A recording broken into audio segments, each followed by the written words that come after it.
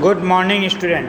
हम बात कर रहे थे हमारी पाठ्यपुस्तक कृतिका के अध्याय 3 रीढ़ की हड्डी, जो कि जगदीश चंद्र माथुर के द्वारा लिखा गया है और इसमें रामस्वरूप को अपनी बेटी की शादी की चिंता करते हुए प्रकट किया गया है। समाज की एक ऐसी मानसिकता जो स्त्री शिक्षा विरोधी है, स्त्री की स्वतंत्रता विरोधी है या स्त्री को केवल प्रदर्शन योग्य वस्तु मानती है, ऐसी मानसिकता पर गोपाल प्रसाद के पात्रों को प्रकट करके व्यंग्य किया गया है।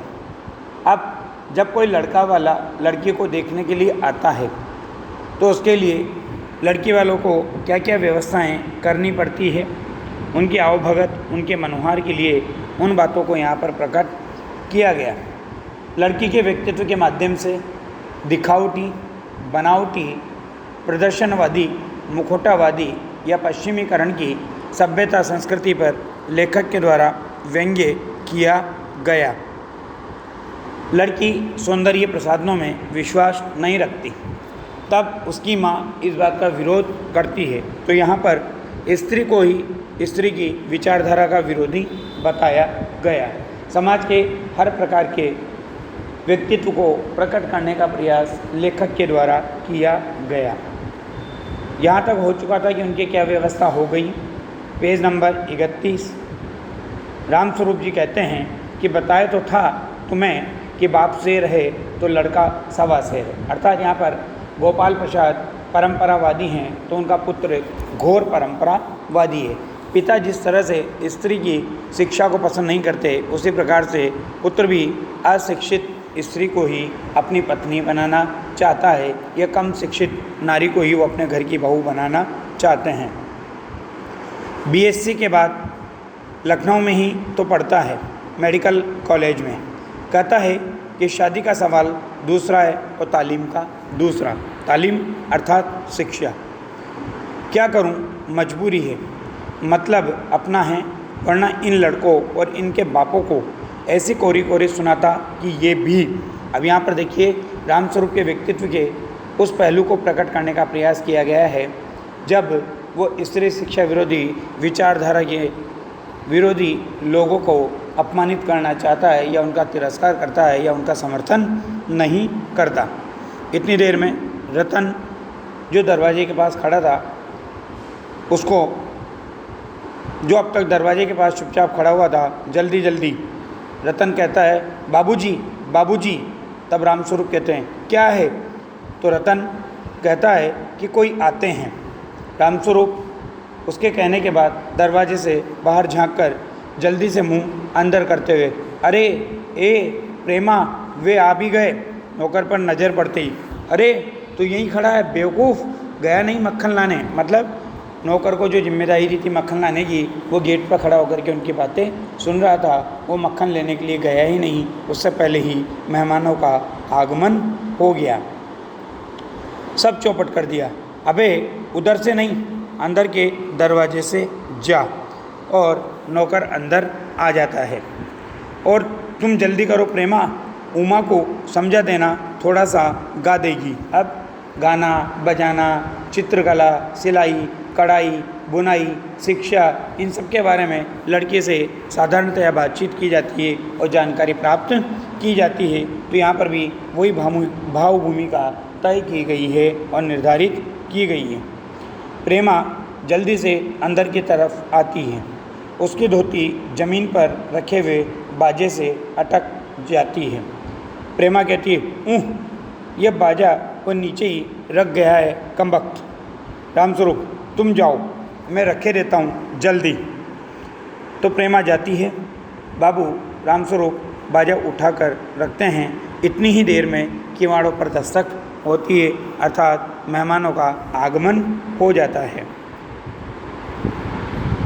रामस्वरूप अब औपचारिकतावश संबंधों का निर्वहन करने के लिए आए हुए अतिथि का स्वागत करता है और जिस तरह से सामान्यतः आप प्रत्येक व्यक्ति का मुस्कुराकर स्वागत करते हैं, उसी तरह से रामस्वरूप भी आगंतुक अतिथियों का मुस्कुराकर स्वागत करता है और यहाँ पर उसी स्थिति को प्रकट किया गया है।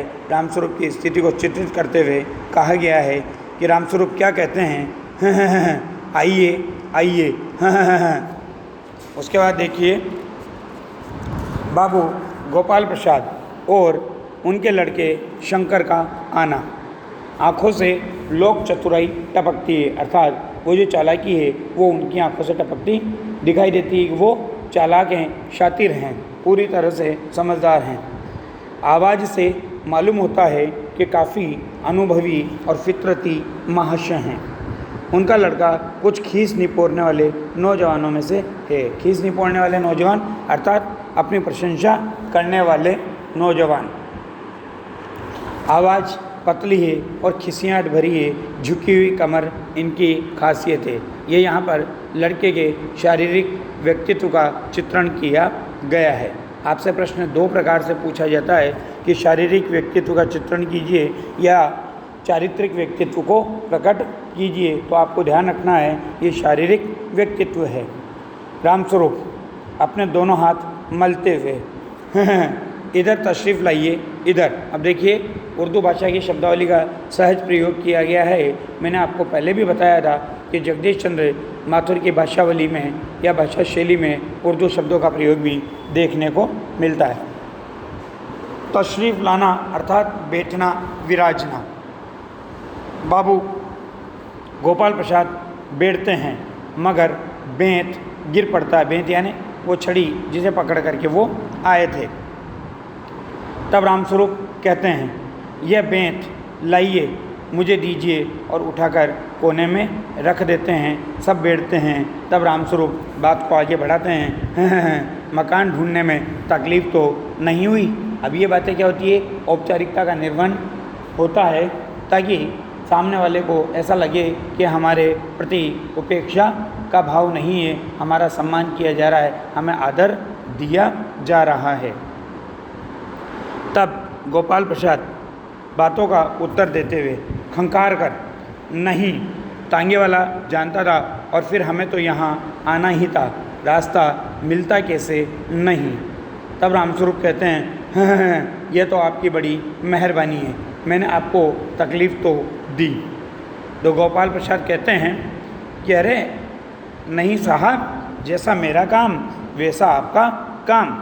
आखिर लड़के की शादी तो करनी ही है, बल्कि यूँ कहिए कि मैंने आपके लिए खासी परेशानी पैदा कर दी। आप सब क्या कर रहे हैं, एक दूसरे बातों का प्रत्युत्तर इस तरह से दे रहे हैं कि किसी को कोई बुरा ना लगे, एक दूसरे की बातों का सम्मान दिखाई दे रहा है।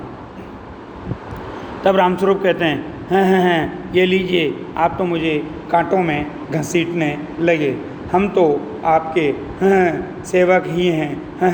थोड़ी देर बाद लड़के की ओर मुखातिब होकर, मुखातिब होना यानी लड़के का सामना करना, उसके चेहरे से रूबरू होना या उसके मुंह के सामने मुंह लाना।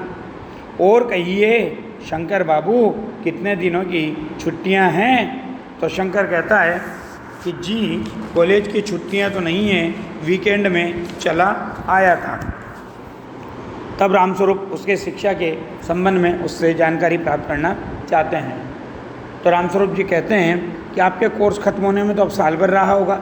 तो शंकर कहता है, जी यही कोई साल 2 साल, साल 2 साल। देखिए यहाँ पर ये बात ही एक प्रश्नवाचक चिन्ह खड़ा करती है शंकर के व्यक्तित्व पर।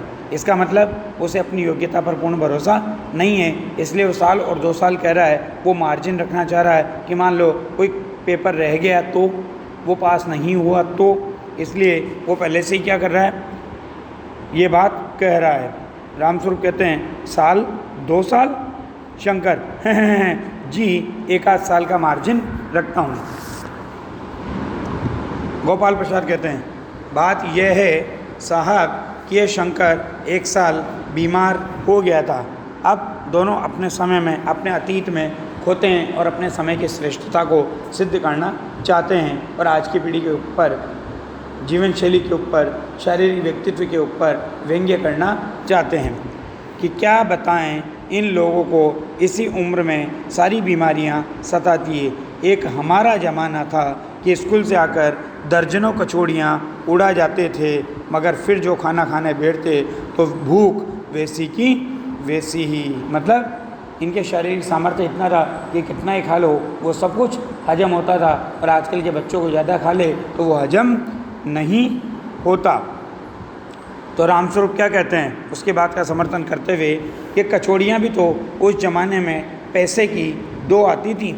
गोपाल प्रसाद, जनाब ये हाल था कि 4 पैसे में ढेर सारी बालाई आती थी, बालाई अर्थात मिठाई आ जाती थी, और अकेले 2 आने की हजम करने की ताकत थी अकेले। और अब तो बहुतेरे खेल वगैरह भी होते हैं स्कूल में। तब न कोई वॉलीबॉल जानता था, न टेनिस, न बैडमिंटन, बस कभी हॉकी या क्रिकेट कुछ लोग खेला करते थे, मगर मजाल कि कोई कह जाए कि ये लड़का कमज़ोर है। अब इन बातों को सुन कर के शंकर और रामस्वरूप खीसे निपोड़ते हैं, अर्थात अपने चेहरे को छुपाने का प्रयास करते हैं। इस प्रकार से गोपाल प्रसाद और रामस्वरूप अपने समय की श्रेष्ठता को सिद्ध करना चाहते हैं। धन्यवाद।